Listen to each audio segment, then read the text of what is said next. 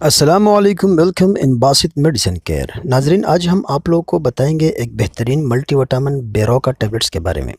آج ہم بتائیں گے کہ اس کا یوز کیا ہے، اس کے سائیڈ ایفیکٹس کیا ہے، اس کے وارننگس کیا ہے۔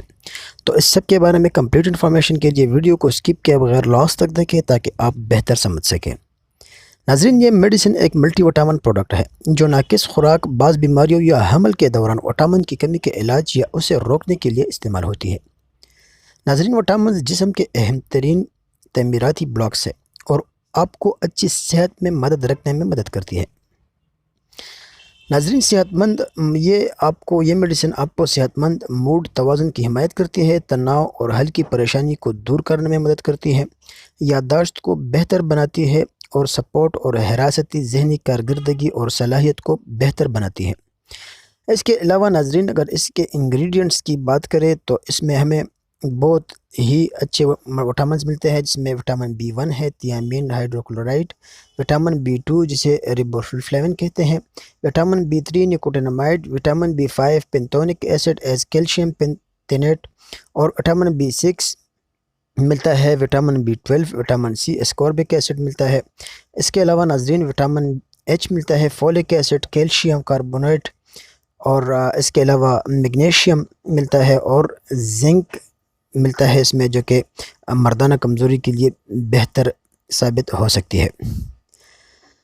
ناظرین، اس کے استعمال کی بات کریں تو یہ 28 دن تک روزانہ ایک ٹیبلٹس 24 آورز میں لینے سے جسمانی صلاحیت کو بہتر بناتی ہے۔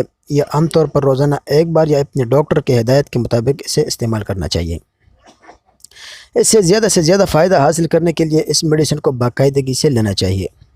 یہ آپ کو یاد رکھنے میں مدد کے لیے بتا دوں کہ یہ ہر روز میں ایک ہی میڈیسن لینا چاہیے، یعنی 24 آورز میں جسٹ 1 ٹیبلٹ آپ کو لینا چاہیے۔